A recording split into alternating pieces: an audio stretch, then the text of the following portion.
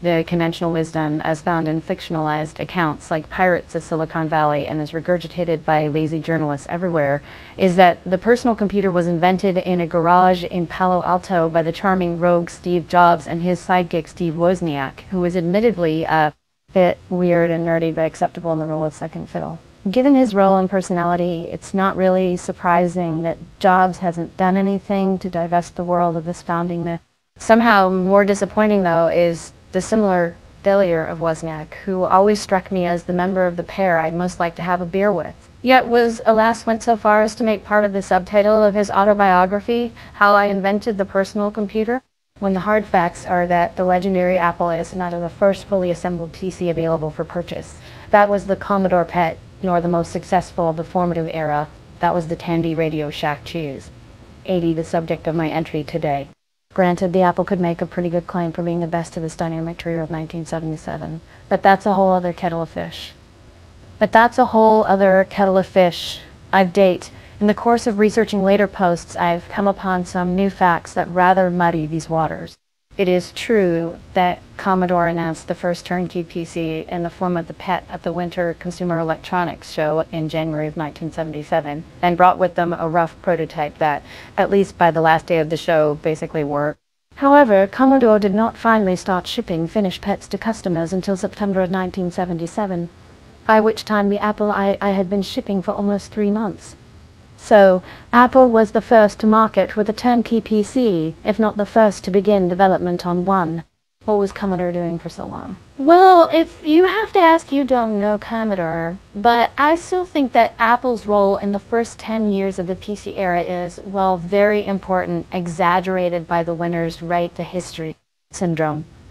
The reasons for the conventional wisdom about the history of the CC aren't hard to divine. It may be a cliche to say that history is written by the victors, but that makes it no less true. And with Commodore defunct for 17 years at this writing, and Radio Shack, as they now prefer to be called, having given up on manufacturing computers almost as long ago, the winners in this case are obvious. Further, the story of Apple Computer, of these two plucky all-American visionaries inventing the future in their garage, is the sort that the mainstream media loves to write. How can Commodore, an ex-calculator and office furniture manufacturer led by an abrasive and petty middle-aged man, compete with the two Steves? How can the conservative, stodgy, very establishment Tandy Corporation, parent of the Radio Shack chain of electronics stores, for those who are not American or who miss this corner of American retail culture, I'm going to try to describe Radio Shack at least as they were up to a decade or so ago.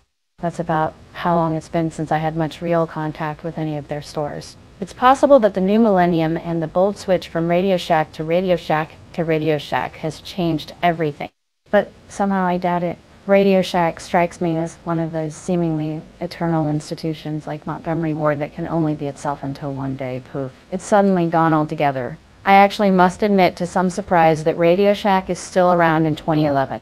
It feels like something from another time, a musty piece of shop-worn Americana that inexplicably still lives and breathes. And much as I'm about to make fun of them, that makes me feel kind of warm and happy inside. There were two distinct kinds of Radio Shack customers. The first was your Uncle Jerry, who worked down at the Limelight, drank a 12-pack of Bud every weekend, and tooled around in a Ford Granada. Jerry shopped at Radio Shack for the same reason that he bought the Granada. Some vague sense of patriotic obligation. And like with the Granada, the stereos and televisions he bought at Radio Shack basically got the job done. Even if knobs tended to fall off, inexplicable discolored patches tended to appear, and unexplained buzzes occasionally issued forth then disappeared again. Operating them always felt a little bit more awkward than it ought to, and as for the aesthetics of the things, well, let's just say aesthetics weren't a priority at the Shack, and leave it at that. And then there was your brother-in-law Don, the real estate agent and frustrated inventor. Don had subscriptions to Popular Electronics and Radio Electronics, among others, and read every issue cover to cover. His garage no longer had room for the family cars, filled as it was with ham, radio equipment, every television discarded in the neighborhood for the last 10 years. He was sure they'd come in handy for something at some point, and that homemade soda fountain that hadn't yet produced a swallow of drinkable soda but had exploded alarmingly on several occasions. When Don came to Radio Shack, He strode right past the Uncle Jerry's and the displays of realistic brand consumer electronics to the back of the store where hung transistors, diodes, capacitors, and God knows what else. An area that was incomprehensible to anyone else, including the poor, befuddled employees hanging about the place. These were all allegedly paid on commission but seemed strangely unaware of that fact, and mostly confined themselves to trying to push batteries on everyone who walked through the door for reasons that were known only to Radio Shack management. Occasionally, a specimen from outside the normal Radio Shack milieu would wander in. There were lots and lots of Radio Shack stores, literally thousands spread all over the country, so they were occasionally selected by default, even if only for the purpose of buying batteries in places where the alternatives were, shall we say, limited. Given the sales staff's passion for batteries, one would think these people would be greeted with open arms. But this was not the case. Radio Shack, in fact, had in place a policy almost guaranteed to drive them from the store in abject frustration, one that would soon have them driving right past the convenient local shack to get their batteries somewhere, anywhere else. When you made it to the sales counter with your $3 package of batteries, the heretofore apathetic salesperson would spring to life, asking in an excited tone whether you were on the mailing list. "No, thank you. You might answer, 'I'd just like to buy the batteries, please,' optimistically attempting to hand over your $5 bill. What you failed to understand was that the salesperson had no more interest in your money at this point than he did in the racks of capacitors at the back of the store. What he wanted was to get you and your address into the system by whatever means necessary. Only after accomplishing that, a laborious process likely entailing a false start or two and lots of fiddling with a bulky terminal, was he interested in taking your money and earning his freebie commission on this pack of batteries you had walked in and picked up off the shelf for yourself. This process was not optional. You could provide a name and address along with your cash, or you could take your goddamn business elsewhere. Given the priority Radio Shack placed on acquiring this information, one would think that they would treat it as a precious resource. Oddly, though, this didn't seem to be the case. Even well into the 1990s, long after every other retail chain had networked its computer systems together, Radio Shack, the technology store, seemed to have no shared customer database whatsoever. Therefore, every time you dropped into a different location of the 237 in your city to get some more batteries, you would have to go through this process again. Even more bizarrely, even a single store had only about a 50-50 chance of retaining your information from one visit to the next. Truly, Radio Shack refined customer aggravation to an art. Only Jerry was willing to put up with it because it was his duty to buy American, and Don because he just couldn't get this shit anywhere else. When we take all of these factors into consideration, it becomes clear why Radio Shack had an image problem in 1977. That's not an unusual state of affairs for the company. Having an image problem is a part of what Radio Shack is, as fundamental to it as those mazes were to adventure. Radio Shack has always been, and will always remain, the anti-Apple store, the antithesis of its hipster cool. When they decided to release their own computer that year, the awkward but lovable contraption that resulted left no doubt about its parentage. In the mid-1970s, a fellow named Don French was working at Radio Shack's corporate headquarters in Fort Worth, Texas. Unlike pretty much everyone else there, Don was himself an amateur electronics enthusiast, and so actually understood those strange displays at the back of the Radio Shack store. And he was fascinated with the idea of computers, so much so that in mid-1974, he was one of the few who managed to put together a working version of Jonathan Titus's Mark 8 computer after seeing it in issue Radio Electronics magazine. Barely 6 months later, when the vastly more accessible MIT's Altair 8800 arrived, hobbyists across the country began hacking together machines of their own, forming loose communities of interest such as the famous Homebrew Computer Club, attended by Jobs and Wozniak, among other current and future luminaries. The people involved with these new microcomputers, as they were then known, were mostly experienced solder gun wielders who had cut their teeth on ham radio or radio-controlled cars. The sort of do-it-yourselfers, in other words, who had been standing in the back of all those Radio Shacks digging through boxes and shelves of wires and diodes for years. Now that they worked with computers, they continued to use the shack as their source for the non-specialized components they needed. French understood the hunger so many people had for a computer of their own because he had felt the same hunger himself. And he thought that Radio Shack could do very well if it began serving that hunger more directly by offering computer equipment at its thousands of stores instead of leaving hobbyists to rely on the network of tiny, often dodgy companies that had jumped into the new market. His problem was convincing management, and that was a tough nut to crack indeed. Few have ever accused Radio Shack's management of vision, after all. Still, even they eventually had to see that something was happening when an event like the March 1976 World Altair Computer Convention could attract over 700 people from 7 countries to Albuquerque, New Mexico, home of MIT. After that, management began to take French's ideas a little bit more seriously, and about May of 1976 officially authorized him to start making a computer for them. But they certainly didn't overdo their commitment. French got to hire exactly 1 engineer to work on the project. Fortunately, he made a good choice in Steve Leninger, a homebrew computer club member whom he imported from Silicon Valley. Together they labored over the TOS 80 in a disused room inside Radio Shack's speaker factory, with French taking the job's role of public relations, business manager, and general vision articulator, and Leninger taking the Wozniak role of technical designer. Months in, something happened that changed the direction of the project dramatically. This anecdote and many others is taken from Priming the Pump, a fun, if rambling, memoir of the TOS 80 scene by David and Teresa Walsh. The whole project almost died one day when a heavy package came in the mail to the engineers. It was an expensive digital clock kit that the customer had put together and sent back. The customer's story was that he had followed all the instructions and the clock didn't work. In fact, it blew a fuse when he plugged it in. We opened it up, says Leninger, and the thing had 1/8 of an inch of solder all over the bottom. The instructions said, put all the parts on the board, turn the board over, and solder everything to the bottom of the board. That, my friends, is why it was best for everyone concerned if Uncle Jerry confined himself to the front of the store, with visions of thousands of do-it-yourself computer kits coming back to them in a similar state. Management almost killed the project. Instead, miraculously, French was able to convince them to do something else, to make the machine a complete turnkey computer rather than a kit.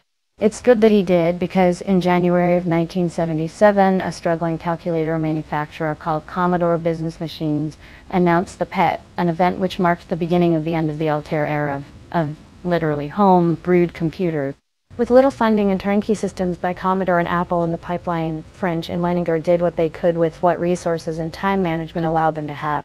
The result, which was officially announced on August 3, 1977, and started shipping about a month later, was a solidly engineered core brocaded with a heap of questionable choices, the sort of thing that could only have come from Radio Shack, unlike the PET and Apple I, which used the most 6,502 QQ. The TOS 80 used the Zillogs 80. The first part of the name TOS 80 stood for Tandy Radio Shack, the second for the Z80. It was clocked at 1.78 Nancy, 70-80 faster than the Commodore or Apple, and it would prove quite amenable to expansion and modification. Luckily so, because the version that Radio Shack put on sale that autumn was minted. Inside its chunky plastic case was just 4K of ROM, because that's all Radio Shack would pay for. They also refused to pay the licensing fees to acquire BASIC from what was, at that time, the leading provider of microcomputer basics, a little company called Microsoft. Just as well, because they also weren't going to pay for the 12K of room needed to house it. So Leninger himself hacked together a limited subset of the language based on a standard known as Tiny Basic, and squeezed it into the 4K of ROM Radio Shack allowed him. This full-featured development environment came equipped with exactly 3 error messages. How? When some sort of logical error, such as division by 0, occurred? Sorry, went out of memory, something that must have happened quite a bit. And what? When it just didn't understand you at all. Something else that must have happened quite a bit. At some point, Radio Shack had decided they wanted to sell the TOS 80 as a truly complete computing package, with a monitor and a permanent storage solution included.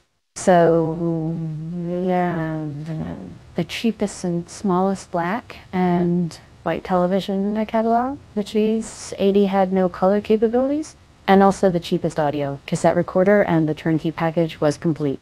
The computer itself was molded in what Radio Shack optimistically called Mercedes silver because that was the color of the already extant TV monitor. They didn't even bother to remove the volume control from the tape recorder, which led to all sorts of fun. Here's some contemporary advice on getting it calibrated to actually, function from an early issue of Softside magazine. Get a radio and place it beside your computer keyboard on the side opposite the tape recorder so that it doesn't get in the way. Tune it to a spot in between stations and turn the volume down low enough so that it isn't too annoying. This will help you keep track of what is going on inside the computer when you're loading from tape. If there is little or no sound, you are either listening to a blank tape or the volume is too low for the computer to pick up the information. If you get an interrupted buzzing, the volume is either too loud or too soft. Turn the volume on the tape recorder, not the radio, so that there is a steady tone. Then rewind the tape and start over. If you get a steady tone, the volume is unfortunately, only approximately correct.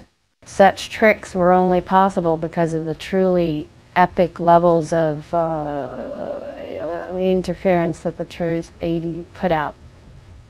Televisions were best placed at the other side of the house from it, and hopefully false. Rumors had it that a handful of well-paced machines could take out whole city blocks. In fact, the original Truth 80 design was finally discontinued in 1981 because it violated FCC standards for RF interference. How it ever got approved in the first place is the real mystery. Yes. A loyalist darkly suggests to this day that the machine was ratted out to the FCC by Texas Instruments, who were about to enter the market with a machine of their own and wanted to trim the field a bit. All in all, the 80 reminds a bit of the old Meg and Fiat sports cars my friend and I used to tinker with years ago. As we solidly intoned every time trying to run the engine, the windshield wipers, the headlights, and the radio off a single Lucas electrical system left us with a smoking hunk of melted plastic where the fuse panel used to be. Its failings gave it personality. Its failings gave it personality, even made it lovable. But its lovable personality isn't the reason that the Truth 80 became the most popular of the trio of 1977 and remained the leading system until perhaps 1980 or 1981. No, that was because unlike the Apple II, which cost $1,300 for a 4K system without a monitor, it was relatively cheap at $600, and because, unlike the Commodore PET, which was bedeviled by supply issues throughout 1977 and 1977 and 1977, and 1970 saw a surge of interest had convinced Radio Shack to begin manufacturing it in numbers readily available at thousands of stores all over the country. Realizing at last that there was gold in these here hills, Radio Shack began to relent with some of the penny pinching, gradually transforming the Trazy into a usable little system. The standard 4K of RAM soon became a much more reasonable 16K, and Leninger's primitive BASIC was replaced with a much better Microsoft licensed variant. Early adopters got the privilege of paying to have their machines retrofitted with these enhancements. Radio Shack never took its munificence too far. By the time the TS-80 had its first birthday, disk drives had appeared, as had the possibility of further expanding RAM to as much as 48K. Such options, which had never been part of the original design plan, required the purchase of a bulky expansion box to house them and were certainly not cheap, but they did exist and were gradually adopted by those who stuck with the platform. But we're getting ahead of ourselves. Let's say it's late 1977 or early 1978 and you've just brought your shiny new trash 80 home. What made you do with it? I'll talk about that next time, and in the process also discuss a program that's much older than any I've talked about so far, but that holds an important place in the history of interactive narrative. As computers began to enter homes in reasonable numbers in 1977 and 1978, amused or not so bemused, spouses, parents, children, siblings, and roommates all asked the same question. But what can you actually do with it? Proud new owners didn't find that a very easy question to answer, for these machines were absurdly limited. The truth, no color capabilities, only the barest of graphical capabilities, no sound, no lowercase letters, for God's sake. Radio Shack, in what should be becoming a familiar theme by now, refused to splurge for the $2 or so they would have cost to include. It was not even possible to connect a printer to the Truth 80 prior to the Radio Shack's expensive expansion interface in mid-1978. Even the staple justification of a few years later for buying a computer We can use it for word processing, and the kids can do their school reports on it. Wouldn't quite fly with 1977 era machine. The is 80 shipped with 2 programs on an accompanying cassette, computerized versions of backgammon and blackjack. Radio Shack also had 4 productivity applications already available at launch. There were, for starters, some educational software to help the kids out in math and the personal finance system. Quicken in 4K. There was also a payroll program, presumably the same one that French and Leninger had demonstrated to Charles Tandy, head of the company, to sell him on the potential of the tourists. 80. The program crashed when Tandy entered an annual salary, his own, too large for it to handle. And there was a kitchen utility bundle which could convert measurements and store messages for other family members. This last demonstrates how confused even Radio Shack was about what their computer would actually get used for. They seemed quite high on the idea of a churros, 80 in the kitchen, often including pictures of exactly that in their promotional literature. Yet one has to wonder just what advantage a bulky computer with cassette-based storage offers over a calculator and a good old pencil and pad. Solutions like this, far more convoluted and time-consuming than the traditional methods they wanted to replace, were everywhere in the early software market. Hoy's Radio Shack and owners might have tried to justify the Tries 80 as a serious tool. It's probably safe to say that virtually all who purchased them wanted first and foremost just to play with them. No wonder they ship with 2 games as their standard software starter package. Still, Radio Shack showed considerable foresight in realizing that their machine needed supporting software. They actively encouraged early adopters to provide it, making it known that they would sell the best efforts in their stores. A plan that worked rather brilliantly and doubtless contributed to the Tars 80s having a much larger software library than its competitors from Apple and Commodore by 1979. While that pipeline was ramping up, though, users had to find other ways of making their Tars 80s do something. One possibility, of course, was to write their own programs to support this approach. The Tars 80 shipped with a thorough and friendly basic tutorial written by David Land that is still regarded as something of a classic of its genre today. Yet, many craved complete working programs that they could enter and run, if only to learn from them and to use them as a base from which to start off on their own basic explorations. Luckily, they quickly found a substantial library of code from which to draw. By 1977, BASIC had been in active use on larger institutional computers for well more than a decade, resulting in a large library of programs just waiting to be keyed into all those new tiers. 80. In the very early months, there were sharp limitations imposed by available memory and by a primitive implementation of BASIC, but with the arrival of 16K machines in Level 2 BASIC, it became possible to port most of the extant BASIC library to the TERS. 80 with relatively little effort, as well as to move programs among the 3 otherwise incompatible home computer models of the era. Thus, BASIC became a lingua franca, a bridge among all of these very different machines, or, if you like, the Java of the late 1970s.